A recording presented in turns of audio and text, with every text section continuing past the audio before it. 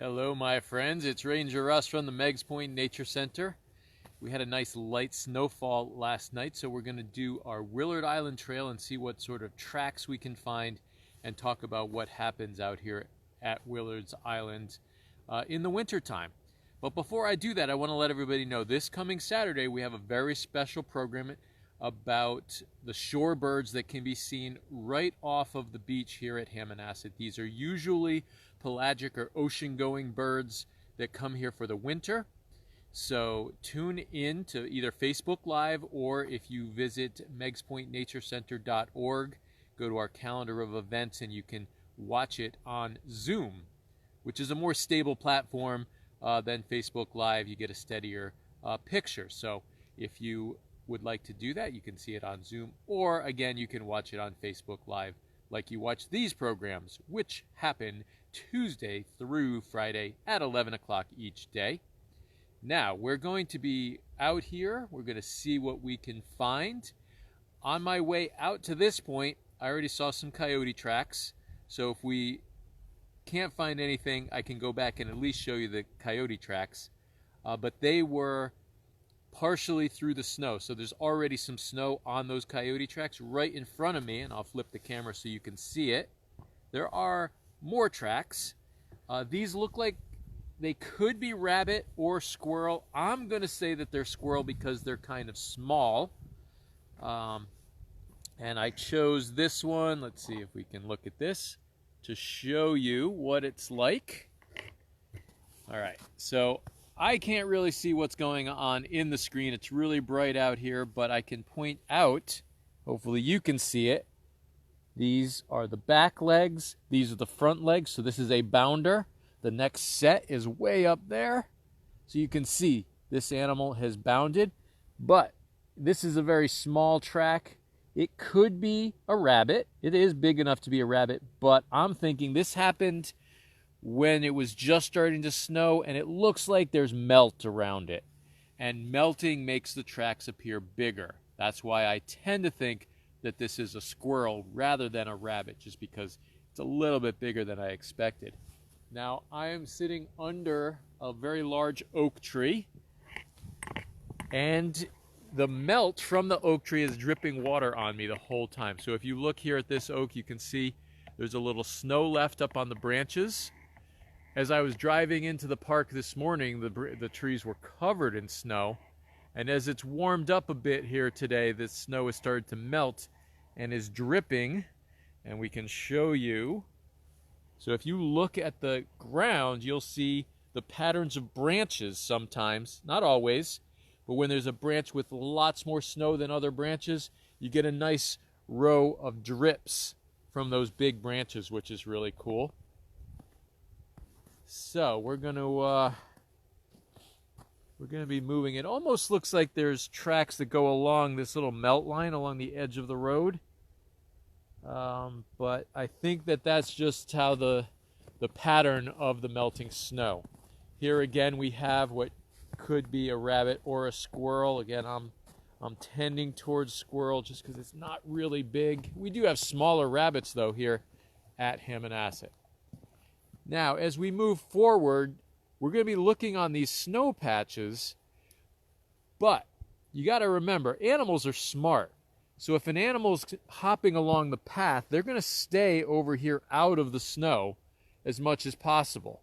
So if we have an area like this where I see there's a clear area and a snowy area on the trail, I'm going to expect that any animals would have passed over here. So what we're really looking for are areas like this that are completely covered in snow. And what I'm also going to particularly looking at are on the sides of the trail, in the bush here where there's some snow in the grasses on the sides. We're going to look there. So you can put up your questions or comments at any time. Please continue to put up where you're messaging from. If you're not watching this live, you can message us on Facebook or send us an email through meigspointnaturecenter.org to contact us.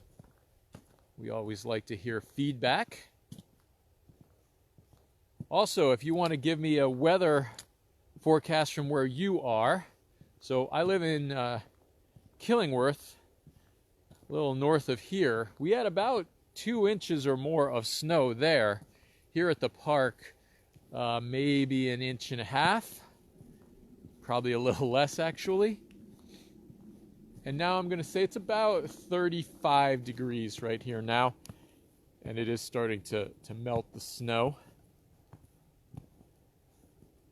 I'm not seeing a whole lot of tracks down this path. I am seeing what could be tracks under the snow.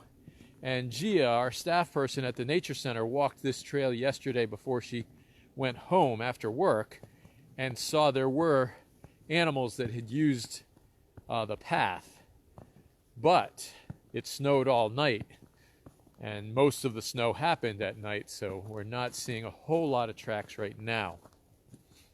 We can also, though, talk about what the trees do in the winter. It's really calm here right now. And if anybody would like to look for owls, this is a good place to look for owls. These cedars provide a lot of cover, and we do get the screech owls, the saw-whet owls. Wow, I almost missed the track right there. Looks like another rabbit/squirrel type animal right below me there. Very cool.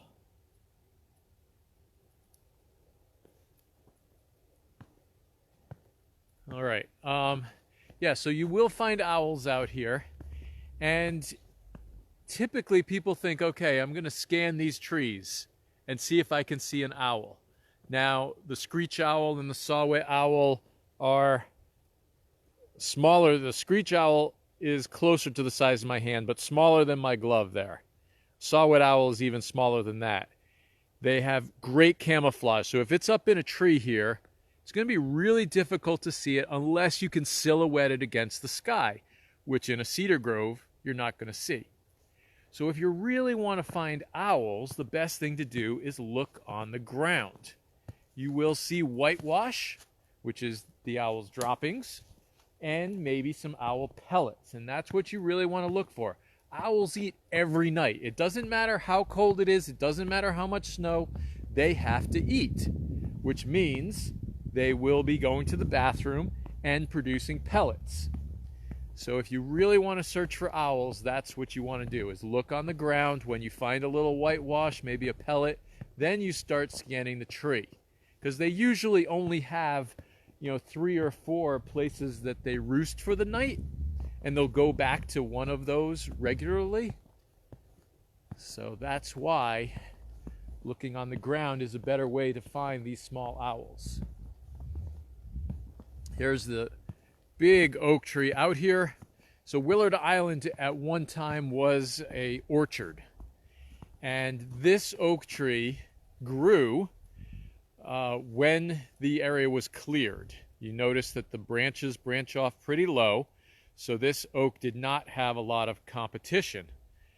And it was able to branch off pretty low. A lot of the hardwood trees that you see out here grew that way. That's why this is a really great tree to have. It looks like there could be, there are some dead branches up there, so there could also be some cavities, some places for cavity nesters to go. So it looks like Uncasville had 1 inch of snow and 37 degrees. Glastonbury has the same temperature now, so looks like pretty consistent temperatures across the state. These are really great snowfalls because they don't cause a lot of issues, maybe a school delay here or there. Road conditions are pretty good. It melted away pretty quickly on the road, so I like these kind of snowfalls. Notice something there. Take a look at the base of this tree. So you notice there's an area with no snow. That's facing west. On this side of the tree, there is snow. So that just means that the wind was out of the east for most of this snowfall last night, and the tree blocked a lot of the snow from getting right on the west side of the tree. So that's always pretty cool. Just find things like this after a snowfall. Now again, it's pretty warm. This snow is going to melt pretty quickly. So by this afternoon, you probably won't even be able to tell that that happened. I'm seeing a lot of really nice clean snow without tracks. So the animals that were moving around last evening before we got most of the snow probably won't be moving around until this evening, when most of the snow again will probably be melted. So we'll see if we can find something though. And we can always take another path back, see what is on a different trail. Take a look there at that cedar. So one of the problems that we have out here on Willard Island is the cedars grow so closely together that they get long and spindly. If they had less competition, if there were less cedars in the area, they would grow thicker, the branches would be lower to the ground, and we wouldn't get these long spindly ones that then, with the small tuft of green on the top and some snow weight, start to bend over. And then they're just going to keep bending as the time goes on. So it looks like it's 51 in North Carolina, so you guys have it quite a bit warmer down there.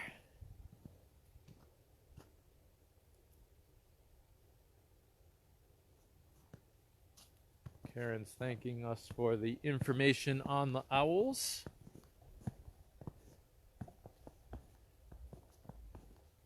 One thing I'm going to say though, and it's a constant reminder, you don't want to change the behavior of a wild animal. So once you find an owl, and even if you find the pellets and the droppings, you want to move away from the tree and scan the tree.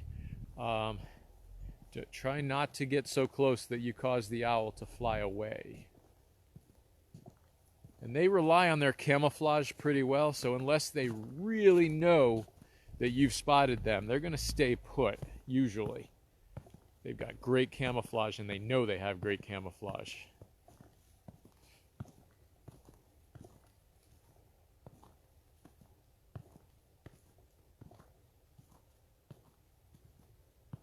I don't know if you can hear the snow crunching under my feet, but there's dripping, melting snow in the woodlands, the woods.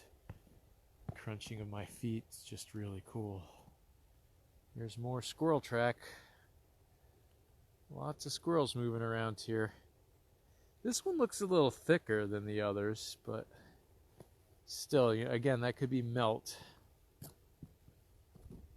So remember I said that they would, if they were going up and down the trail, they would be staying on this clear area.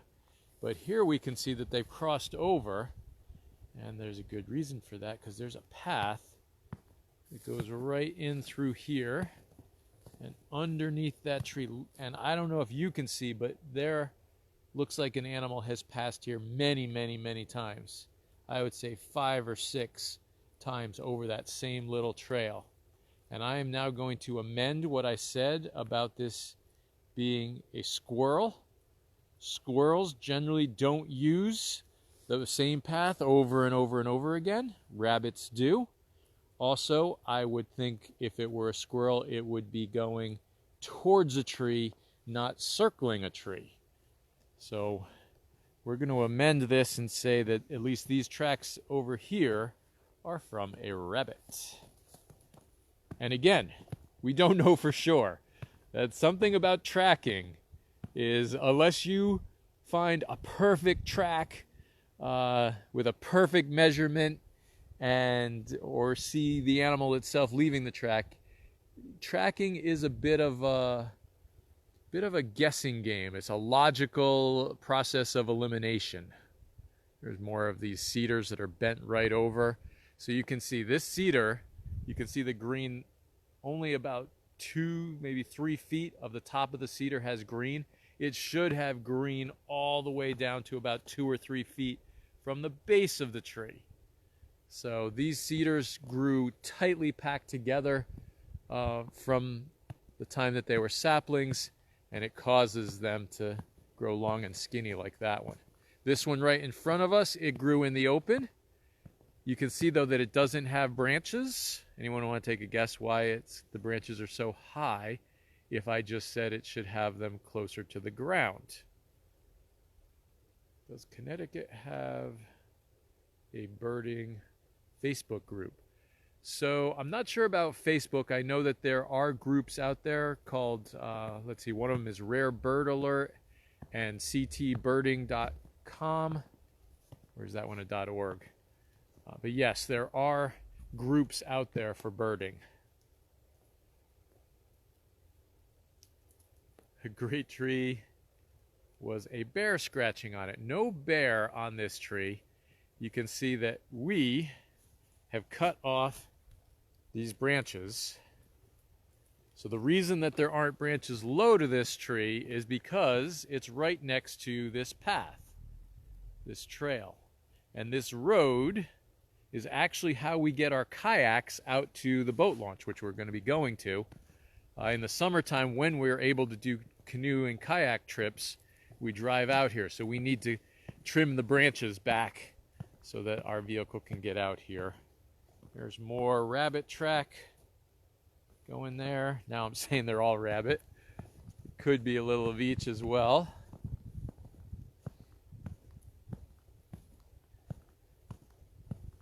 So this one was going opposite direction we're going now. This looks like we've found Gia's tracks. If she was the last one to walk this way, there's her tracks. One of the things that obscures the tracks as well is as these chunks of snow and dripping to the ground, it starts to disrupt your tracks.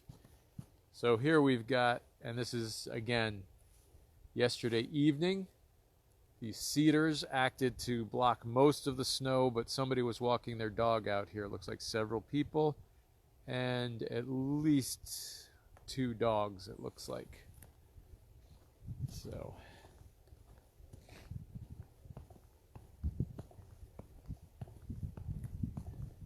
all right, I'm still looking on the sides of the trail, see if we find any more paths going into the woodlands here.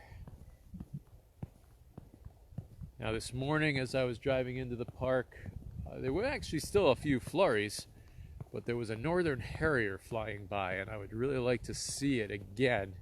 It was a female, a very old female, because it was really dark brown, almost black, and that's how you can tell. Males are gray, females are brown. The older they get, the darker they get. Oh, I just spooked a whole bunch of ducks just flew away.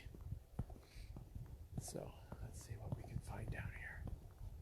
Maybe there's some left that didn't get spooked.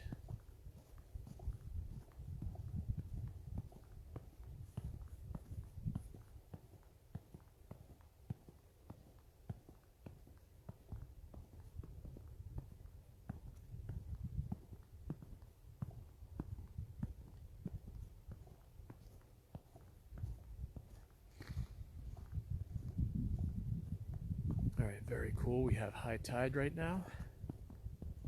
Very high tide. I think we're coming up on a full moon. So, and we also get higher tides in the winter than we do in the summertime. So those ducks were hanging out in this little channel here. And they flew off in that direction. One of the things I get a lot of questions about is duck hunting allowed at Hammonasset. It is not allowed in the park proper, but if people are below the high tide line out in this direction over here, so usually they'll put boats over there, they can hunt the ducks. And we will see duck hunters set up right out here. It really angers the bird watchers because they're right here looking at birds, and then there's duck hunters right over there shooting at the birds. So it's a real issue. Kind of think there needs to be more of a buffer between a hunting zone and a bird watching zone, but all right, look at this. This is absolutely gorgeous.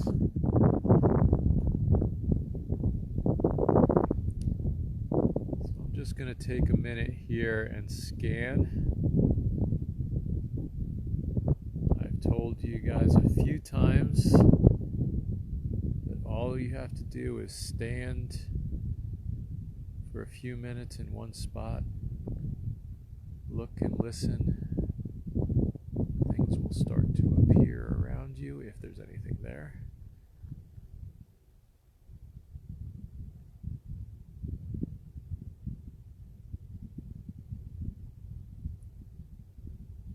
It is a beautiful day here today.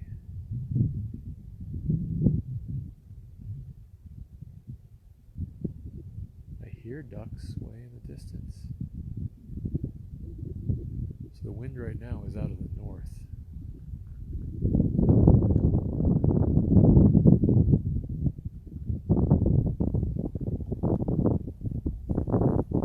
Any herons? Good question. The only heron that we might get here in the winter is the great blue, and I have not seen any today. I'm going to take a minute here and look through the questions and comments. Susan says it's beautiful. Judith says, do you think there will be tracks by the boat launch? Oh, so you must ask that before we got down here. I was hoping for some, but not seeing any right now except for the people.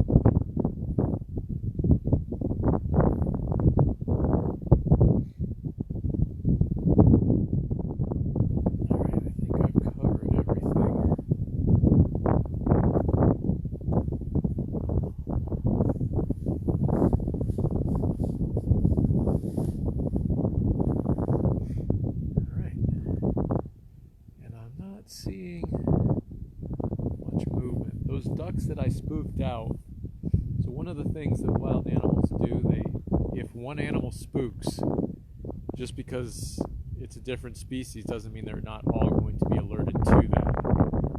One of the things when you're trying to catch frogs in a freshwater pond in the summertime, if you come upon a green frog and it hops away, and they do an alarm call. It's a higher pitch than their usual call, and when they escape in that flight moment and do their alarm call, all of the other frogs, you'll notice it gets completely quiet around a pond, and you're going to have to sit and wait for the animals to get used to you being there before you can continue on to try and catch a frog. So the same thing happens if a flight of ducks is spooked or a small perching bird sends off an alarm call. Just because, let's say it's a cardinal does an alarm call, all the other birds, even though they're not cardinals, they know that the cardinals are alerted, so they have to be on the lookout.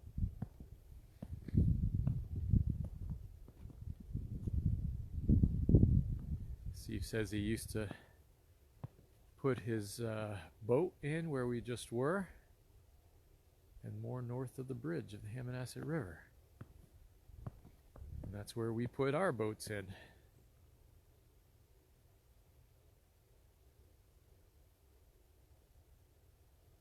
Jack, we are on the end of Willard Island.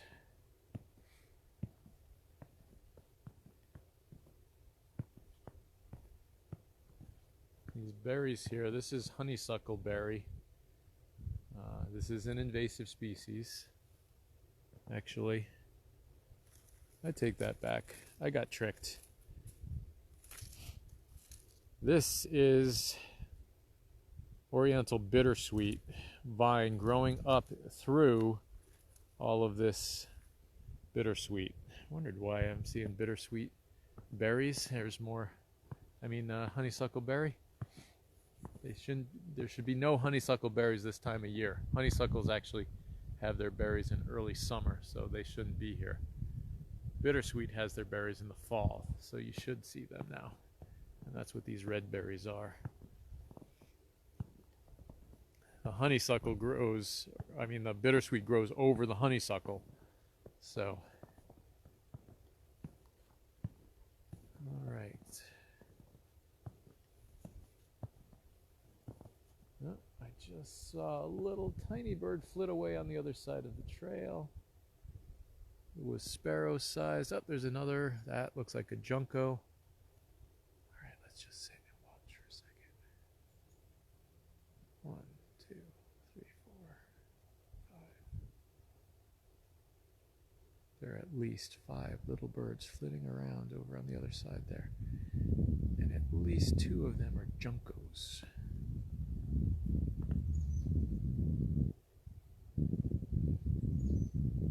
To know if any of the animals eat the bittersweet berries. There are very few that feed on bittersweet.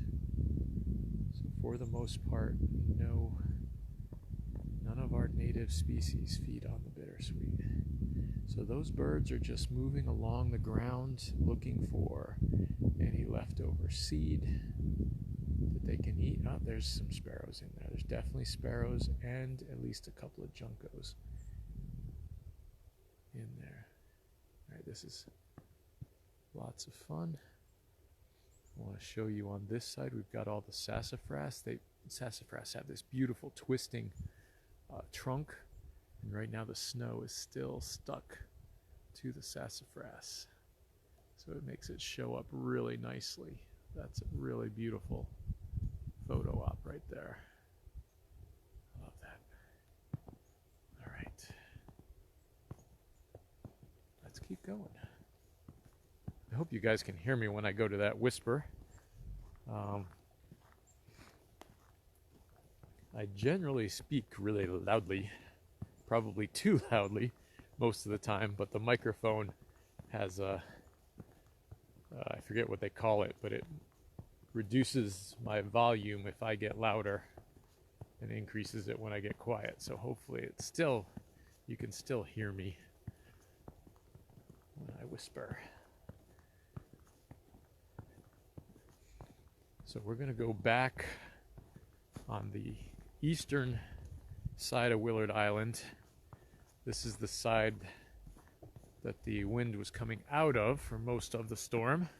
I say most of the storm because it did, I noticed it changed and came out of the north for a little while and then it moved back to the east. So, all right. So here's a fresher track. There's a little bit of snow in it, so this could have been left in the morning as we were getting those little few drifts. That is a rabbit. It's a bigger track. It doesn't look like it's melted out at all. Looks like it's actually, there's ice in the bottom of it, but another way I can tell it's a rabbit because there's one set of tracks there, and again, the back legs are in front of the front legs. The next set of tracks is way over here. That's a good 4.5, 5 feet away. I'd say 5 feet. So this is not a squirrel. Squirrels generally are not leaping 5 feet between strides. And then the next leap for this rabbit puts it well into the bushes. I'm not seeing anything. Wow. The next one that I see, and I could be missing it because there's a lot of brush here, is 6 feet in. It's in between those 2 trees over there. So this was a rabbit in full flight. So before this first track that we looked at, before it, again, that's a good 6 feet to this track over here. And then there's another 5 feet to this track over here.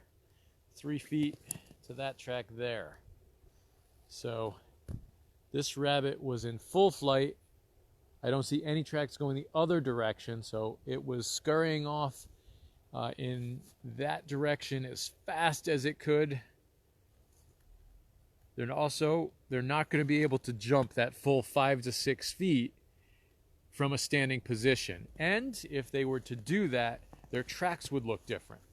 So if a rabbit landed here and then stopped, the track would look like this, but if it stopped then it would bring its front legs and put another track up there.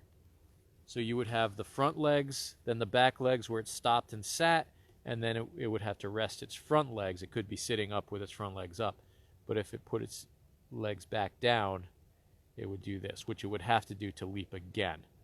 So that tells me that this animal was on the move. It did not stop. It was going full speed in that direction with 5, in some cases I think he's reaching 6 feet strides there.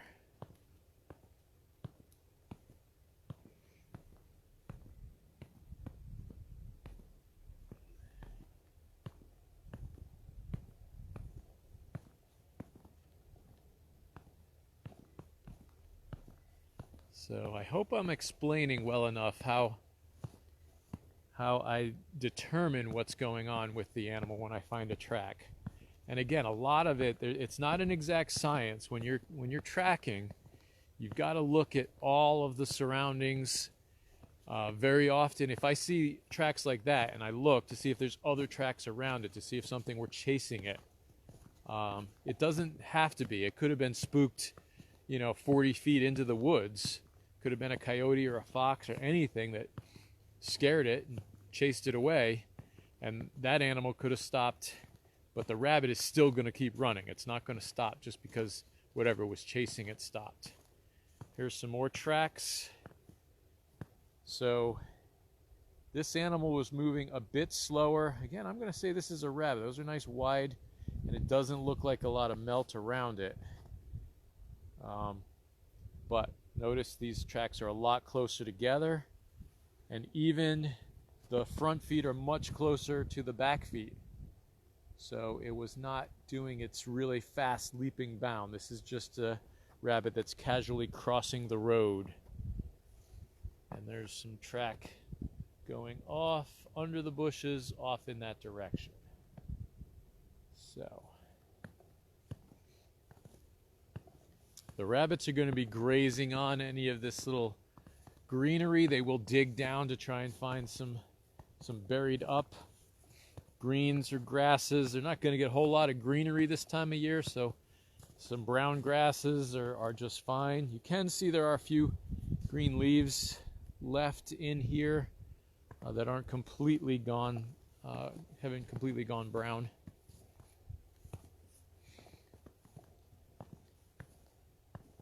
And picked up another person walking their dog before the snow was completely started.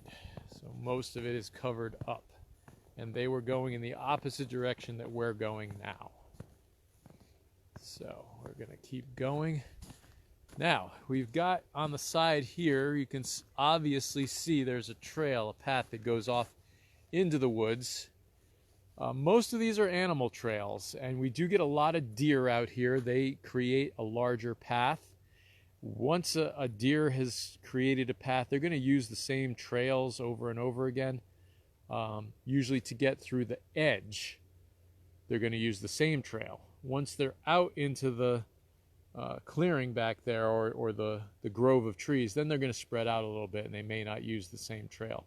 But particularly through the edges, you're going to see them using the same trail. Now I'm going to step in because I've been looking at all these cedars, and you see the cedars are long and spindly with no branches low to the ground. I see an exception here. Look at the size of that cedar tree. The trunk is very thick. The branching starts out from the bottom. So this tree was probably here maybe when it was an orchard, but more likely after this was an orchard, it was a campground. So this was probably one of the trees that were left when it was a campground. And there aren't a lot of these. I don't see a lot of really nice thick cedars out here with branches low to the ground. Now, let's go down the trail just a little bit here and look around. So you do see there are some branches low on some of these trees, but no greenery. So they were popping out.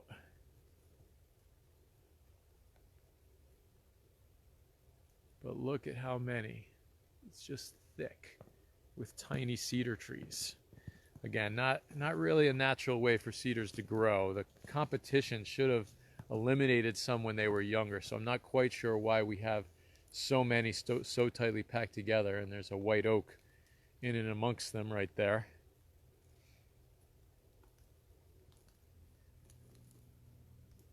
It's really cool in here. So there aren't any tracks on this path, so no animals came in on this path since it snowed. I can just imagine this tree here, when this was a campground, this would have been, you know, one of the only shade trees in the area. So people that had this as a campsite, they may have put their tent on the shady side of this tree on the north side, so when the sun was going by for most of the day, they'd have a little bit of shade on their tent, or maybe they set up their picnic table on the shade side of that tree. Very cool.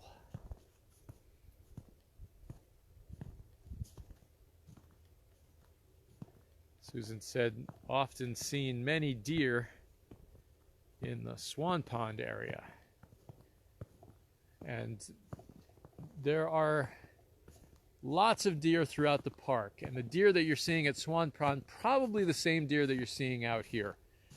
They move around across the marsh pretty regularly.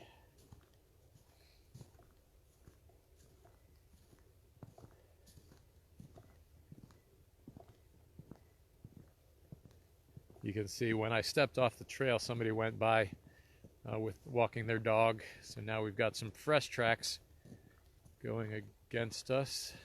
My cousin says, wow, it's dark in there. It was pretty dark. That's the great thing about a cedar grove, though. You can imagine a deer or an animal looking for shelter. A cedar grove's a great place to go in a snowstorm. A lot less snow reached the ground in there. Also, it does a great job of blocking the wind, as we saw by the earlier tree with no snow on one side of it.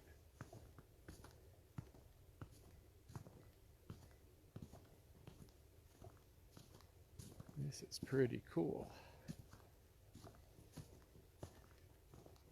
This is why people say Hammonasset is one of the jewels of the Connecticut park system. We've got this lone, they call these wolf trees, this lone wolf tree growing here. Looks like it's been here for 100 years. And then as we scan across,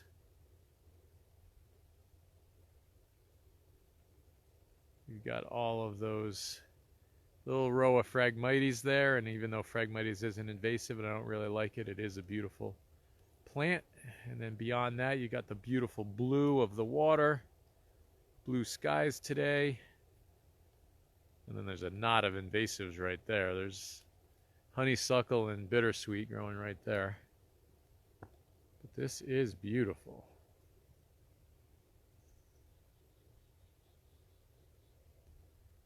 Steve says there were 35 campsites out here. That's good to know. I've seen maps of when this was a campground, but I never counted how many sites there were. Right now, Hammonasset has about 550 campsites. Here's a rock. I always wanted to turn that rock into a bench. Actually, you don't need to do a whole lot to turn it into a bench. But I always thought it would be really neat to set it on two other flat stones. And you could go and sit on it. And then your view again is this beautiful view over here. I love the wolf trees because they've got these low branches, but they're growing out at a 90-degree angle, which is not a healthy angle for a branch to be growing at. Eventually, that branch is just going to snap off. But it's still a beautiful looking tree. There's a remnants of an old fruit tree. This looks like maybe an apple. It's really hard to tell when they're that far gone. There were apples, peaches, and pears here when it was an orchard. And then when they created it, turned it into a campground, they didn't cut all of those fruit trees down. They left some of them up. So in and amongst all the campsites, and then a few of the wolf trees, the oaks, obviously a couple of cedars were left, but there also would have been scattered throughout fruit trees. And we have the largest pear tree. I believe it's still listed as the largest pear tree in the country out here, which we're going to be walking past. So here's a maple. It's like that looks like a red maple. That is not in very good shape. Look at the big dead open side there, big split on that side. Here's what rabbits like to eat. Look at those little tufts of grass still popping up through the snow. Rabbits will come and eat that eventually. All right, let's keep going. We've got some, I'm noticing there's a lot of goldenrod on the sides here. It's obviously well past, but that's goldenrod. Just past some evening primrose. Thought I'd see more, but now I'm not. And then sometimes we'll see dogbane. That was way back at the beginning of the trail. Ooh, look at all these tracks. So right in, now remember, most of the snow was coming out of that direction. So that means these bushes here are providing shelter and cover. And if you look here, all those little dashes in there, those are tiny perching birds like sparrows that were flitting back and forth underneath all these seeds, which is what they like to eat. Now these birds are ground feeders for the most part, so the seeds have to fall. And with all that wind, I'm sure lots of seeds fell to the ground here. And look at all those little tiny tracks. Probably really hard to tell. Let me turn the camera here. There we go. Probably hard to tell, but those are little bird tracks. Now it did snow a little bit over the top of them, but I think with this one, let me take my glove off so I can point this out to you. With this one here, you can see the bird was going in this direction, and there's the one back talon, back toe, and then the three facing forward. Most birds, 3 toes facing forward, 1 toe facing backward. The exceptions are woodpeckers, osprey, owls, and parrots. And it's called zygodactyl. And I forget what it's called if the standard, which is 3 forward, 1 back. But 2 and 2 is zygodactyl. Here's our largest pear tree in the United States. Right there. How cool is that? And this tree almost was gone. I think it was Bob discovered they had vines growing up from the ground all over this tree, and he came out and cleared all those vines away and looked at the tree and measured it. I'm gonna have to check with him, make sure it was him that did it. So I remember it was a tree warden, and Bob was a tree warden, but I don't remember that it was him that did it. But then we got it registered, so it was the largest tree. All right, again, little tracks crossing here. They look like rabbit again. I'm not sure though. Again, that could be squirrel. All right, let's keep going.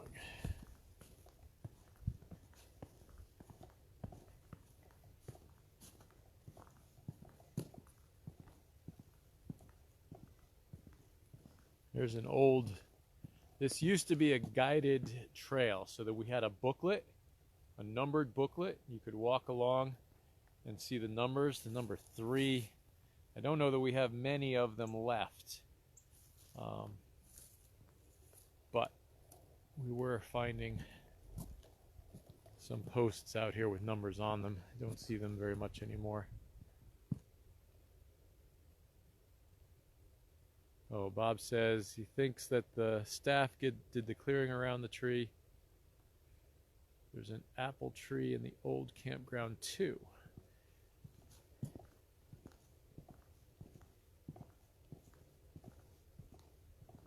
All right.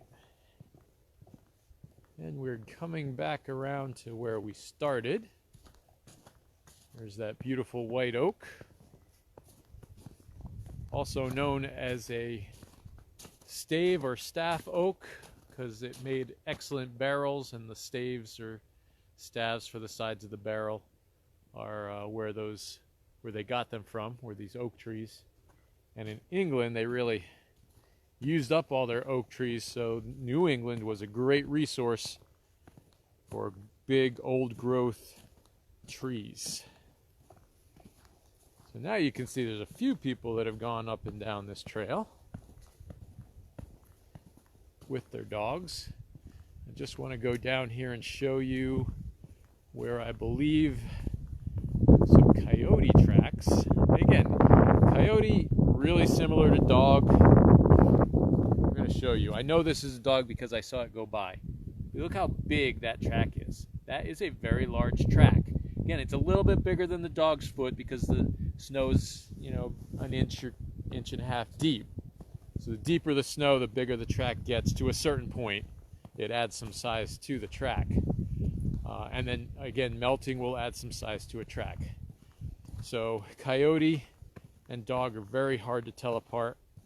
Those dog tracks that we just looked at, quite a bit wider than a coyote track. But where I saw, here's some bird tracks. So this bird is going in the same direction we're going right here. It's flitting all the way along here. It goes down here. There's a whole bunch of bird tracks going back and forth. Okay, so let's look here. We've got more than just a bird. So there's a bird track going. Let me get the camera at the right angle here. Bird tracks going under the tree. Several of them going in this direction. I don't see any coming out of the tree, so they may have flitted up into the tree. But there's also a weasel. So here we've got weasel, weasel, weasel, and then it hopped over near the base of the tree. Now I know it's not a squirrel. Weasels are bounders, not hoppers.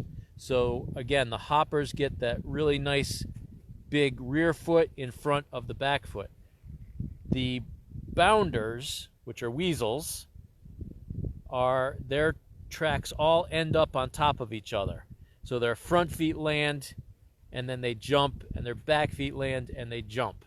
So they do this looping bounding motion. So I know that this is either a weasel, well, it's in the weasel family, or a mink. Now it's a big track, so I'm going to say it's more likely a mink. Also here at Hammonasset we get more mink than weasels. So probably too small for a fisher. But that is definitely a cool track. And notice under the cover of the cedar, you can see the track really clearly. Out here where it was still snowing, so the cedar took in a lot of the snow that was coming down. And also I just noticed right in front of my face there's a cedar apple. So this is a fungus that grows in cedar trees and in apple trees. So here on the cedar, it gets this. That's pretty cool. I've seen them a lot bigger than this too. So we've seen these before. Not so many here at Hammonasset, although we do have the apple trees, so we should get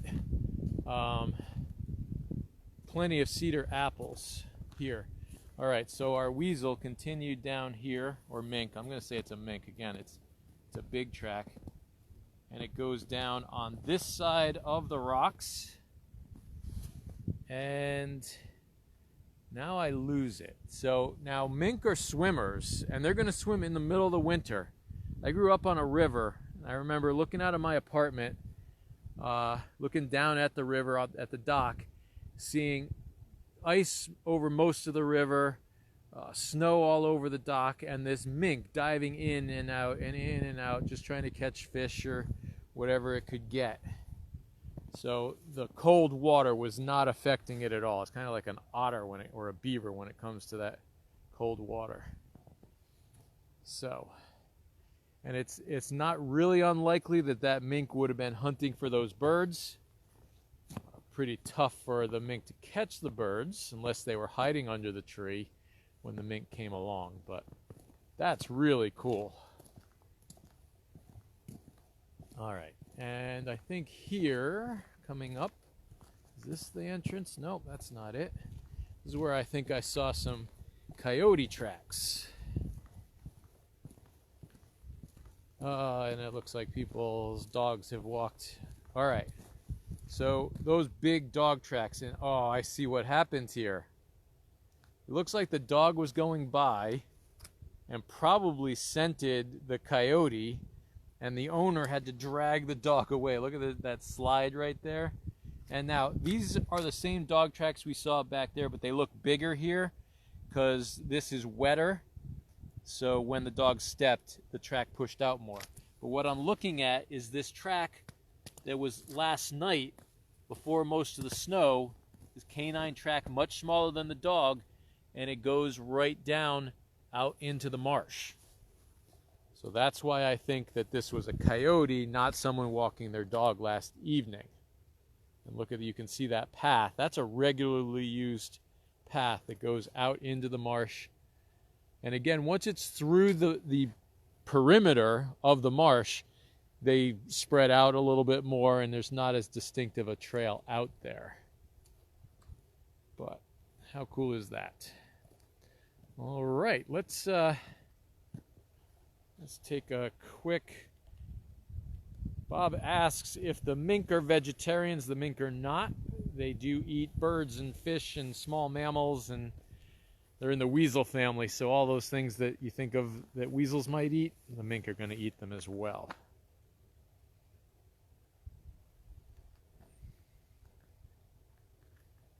And I'm hearing ducks off in this direction, so we're going to point you in the direction of the ducks, and if they fly up, we'll be able to see them. But I want to look back and see if I missed any questions here. There's a comment about Bigfoot not having such big feet.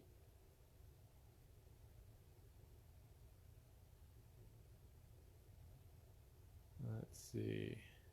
Do we have trail cams at Ham and Acid? So I just got a trail camera for Christmas, and I put it out on my compost pile because I knew things were digging through the compost pile, and got some great shots. So I've got 4 different animals that are digging through my compost pile. But I am thinking that I'm going to bring my trail camera and put it out here. We might get one for the nature center and just use that one here. But yeah, trail camera is definitely on our list of things that we want to get out here. All right, question, does it bear fruit? I think you're talking about any of the fruit trees out here. They do bear fruit, some of the big ones, but the fruit is very small. In order for a fruit tree to produce the big fruit that people want to eat, you have to prune them a lot. And that you cut away most of the branches that are going to produce fruit so that the branches that are left produce bigger fruit. So I hope I explained that well. Bob might be able to explain it even better. And it looks like Meigs says, prints tell quite a story. Yes, they do. That's why I love to do tracking. Again, I'm going to say it over and over. It's not a very precise method of telling what's going on. You have to really, be creative sometimes in the way you look at it and the story that you tell from it. But I always tell it as if this is possibly what happened. So don't take, if I'm telling you this, don't say, oh, that's guaranteed. I know that's what happened. I don't know that's what happened. It is my best estimate as to what happened out here. All right, we can wrap it up now. I want to let everybody know again, Saturday morning, 10 o'clock, we've got a great program on shorebirds that are found right here in Long Island Sound, right off of Ham and Acid. So if you've ever wondered what all of those birds that are bobbing up and down and they spend a lot of time underwater, what kind they are, tune in Saturday morning at 10 o'clock. You'll get to find out. There are slides and things, so we'll really get into detail what the birds are that you can see. Again, we have many, many programs coming up if you go to our calendar at meigspointnaturecenter.org, Saturdays, 10 o'clock from now until we'll see when. I want to give a shout out to Lori Shaw, who's been coordinating and scheduling all these programs, so we've got lots of things coming up. And you can sign up for them on Zoom, or you don't have to sign up. The Zoom link is there. Again, we can only fit 100 people in our Zoom program, so if you want to watch it on Zoom, you've got to get in there pretty early. Lately, we've been not filling up, so there may be room for those. All right. I hope everyone enjoyed this program. We're going to continue to do these programs Tuesday through Friday at 11 o'clock. And then again, Saturday mornings at 10 o'clock. We've got a lot of those programs coming up as well. So I hope you enjoyed this track exploration. And I look forward to seeing you all tomorrow at 11 o'clock. See you then.